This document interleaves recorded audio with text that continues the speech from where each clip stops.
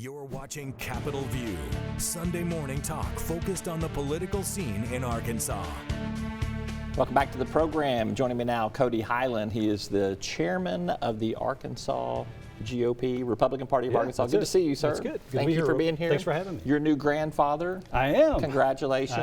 I am. How's that little kid doing? He's fantastic. Had a rough start, but he's doing good now. Good. Yeah. Well, I'm glad to hear that. Yeah. First of all, I wanted to give you a compliment and then offer my condolences. Okay. I compliment you on being here on the program. You said you would be here, and we didn't know that there were going to be some of the developing news late in the week that happened. So I compliment you on that. My condolences that we'll have to talk about some of this stuff. That's okay. So we can do that. Good. We can do that. Let's begin with the Trump indictment that came down on late Thursday. We really don't know what's in it, to be honest with you. Right. We just know that one's coming. So. We have seen statements from Democrats, from Republicans, and everywhere in between, and everybody speculating. You're a former U.S. prosecutor. You're a former state prosecutor, and now you wear your GOP hat. So tell me what you think should be the proper response to where we are right now.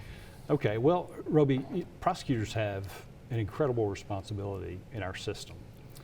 The decision to charge someone with a crime is a gravity-filled decision. It should be approached soberly and seriously, and it's an incredible responsibility. You know, prosecutors are a little bit different than other attorneys too, right? You know, it's not a win at all costs. Prosecutors are charged with seeking justice. And so that means that sometimes you have to drop a case. You know, we had to drop a homicide case because at the end of the day, one of our witnesses, it was clear to us after the fact that they had been lying to us. And so, again, it's not win at all cost. It's seeking justice. And justice in that case was dropping the case. And so, you know, as it relates to the Trump indictment, you know, in our time as a local prosecutor, we prosecuted several public officials. And so I believe in the idea that nobody is above the law. But when you do that, again, you have to approach it with great sense of seriousness. And you better have three things. You better have the evidence. You better have credibility built up in the bank with the people that you serve. And Roby, you've got to have discipline. And what I mean by that is you can't let your emotion factor into the decision. You can't let political pressure factor into the decision. You know, there were a lot of people that I liked that the evidence suggested we had to charge them with a crime. There were a lot of people I didn't like that I would have loved to charge, but the evidence wasn't there. Yeah. And so you have to be disciplined. You know, there were phone calls that are made. Please don't charge this person. Please do charge this person, right? But they haven't seen the file. And so they don't know what the evidence is. And so you have to be disciplined in your approach. And so as it relates to President Trump's situation, you know, we haven't seen the file. We don't know what evidence exists. But I can tell you that, you know, having not seen the file, C.S. Lewis said one time, you know, I don't have to be a dentist to know that my teeth hurt. I don't have to be a cobbler to know that my shoes don't fit. And I don't have to be on this file to know that I've got some red flags here just from what you read in the paper and the approach that's been taken with this case. And so to me, it's more about the system. You know, what we can't have is a politically motivated case with weak evidence brought, because right now there are millions of people in this country who question the justice system. Right. Don't they just question the justice system though, because a lot of doubts have been raised from, for instance, President Donald Trump, who has wanted to raise those, but I don't think those doubts. Yeah, I don't think it's just that though. I think, you know, with the BLM riots and all of this other, you know, people question the justice system on the left and the right now. And so what we can't have is a reinforcement of the idea that the justice system has been co-opted as a political tool, a political weapon. And so that's my concern. And it's also a concern there's a chasm between the left and the right today, Roby. Yeah. And I think everybody recognizes that. And I think depending on what this case looks like, I think we risk enlarging that chasm. Yeah. And that's a mistake for the nation. Could we, because of the political divide that we have, I mean, could it just not matter it's not going to matter to some people, whether the file that finally gets revealed is full of evidence or is empty of evidence. I feel like there's going to be some concrete positions that are just going to be immovable, and may never move. Right. How do you speak to the people that are not going to be in those camps right there?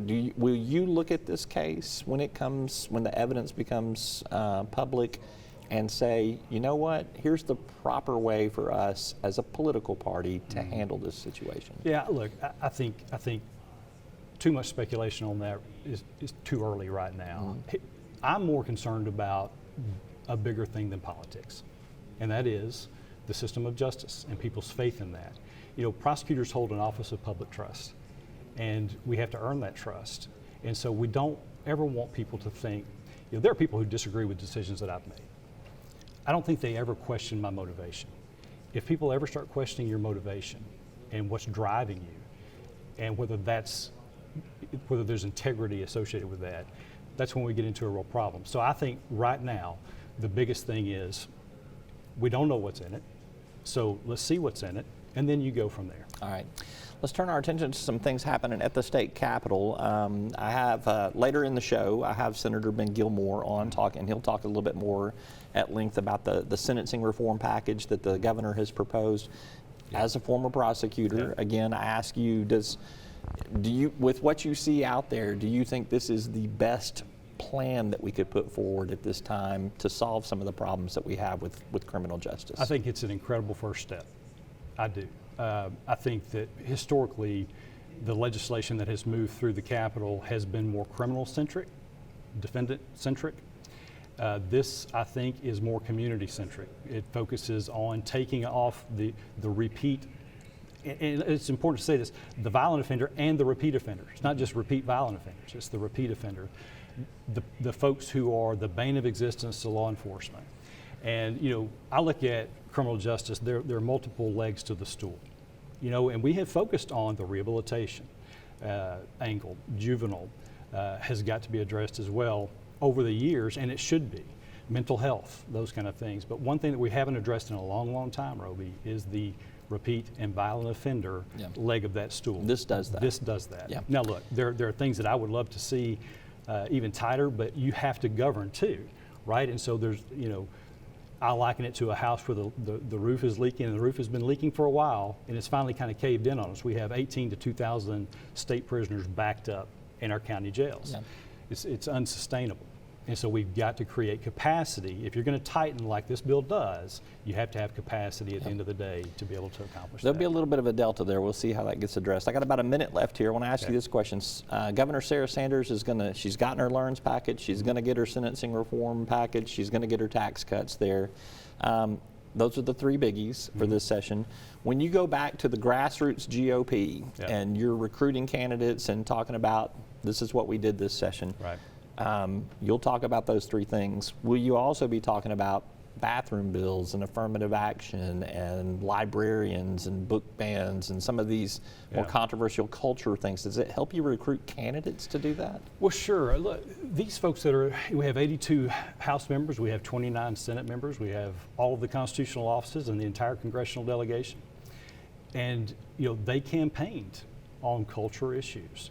And so, you know, I've had people say, well, Cody, why are the Republicans attacking on this culture thing? Well, the truth is, you know, the culture war was brought to them. It was fresh in the minds of the people of this state on some of these issues. And so they expect their legislators to address those. But now the point is you also have to do the other things, right?